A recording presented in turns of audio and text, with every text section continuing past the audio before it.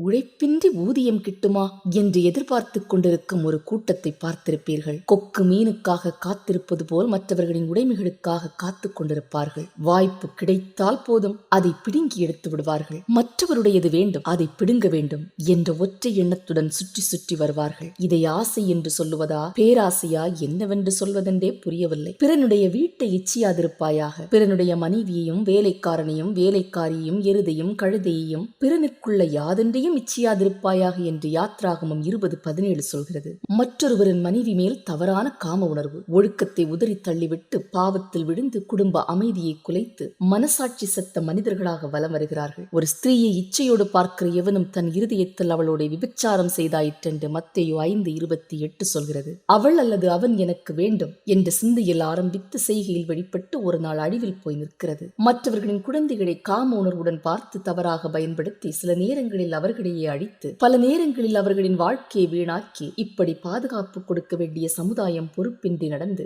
மனக்கண்கள் அடைபட்ட மனிதர்களாக மாறுவதை பார்த்திருப்பீர்கள். மற்றவர்களின் சொத்து, வீடு, பொருள் என்று ஆசைப்படுபவர்கள் ஏராளம். பண ஆசை எல்லா தீமைக்கும் வேறாயிருக்கிறது என்று 1 தீமோத்தேயு 6:10 சொல்கிறது. நன்றி உணர்வும் திருப்தியும் இல்லாத மனிதர்கள் தங்களுக்கு தேவன் கொடுத்த ஆசீர்வாதங்களை மறந்துவிட்டு மற்றவர்களின் செல்வத்தின் மீது பேராசைப்பட்டு அதை பறித்தெடுக்கும் சிந்தையில் மட்டுமே இருப்பார்கள். இது போதாது, இன்னும் வேண்டும் என்று திருப்தி இல்லாத மனம் இடமிட்டு இடம் ஓடிக்கொண்டிருக்கும். மற்றொருவரின் வேலை, பதவி, சம்பளம், அவர்களின் நிலையில் நான் போய் அமர வேண்டும், அவர்களை எப்படியாவது கோல் குண்டாமண்டி சொல்லி கீழே இறக்கிவிட வேண்டும், இல்லை கம்பெனியை விட்டு விரட்டிவிட வேண்டும் என்ற சதி நடத்தும் மனதுடன் சுற்றும் படித்த முட்டாள்கள். அவனவன் தன் தன் சுயக்கிரியை சோதித்து பார்க்க கடவன் என்று கலாத்தியர் 6:4 சொல்கிறது. தன் திறமையை உணர்ந்து அதை வளர்த்து வேலை வாங்கி அதற்காக உழைத்து சம்பாதிக்க வேண்டியவர்கள் பிறர் வேலையை பறிக்க சுற்றி கொண்டிருக்கிறார்கள். பிறர் மேல் பொறாமைப்பட்டு அவன் நம்மை விட வளர்ந்து கொண்டிருக்கிறானே, அவனை பற்றி வதந்திகளை பரப்பி அவன் சந்தோஷத்தை கெடுக்க வேண்டும் என்பதை குறியாக வைத்துக் கொண்டு சுற்றும் கொடூர மனிதர்கள் இருக்கிறார்கள். சமாதானம் பண்ணுகிறவர்கள் பாக்கியவான்கள் என்று மத்தேயு 5:9 சொல்கிறது.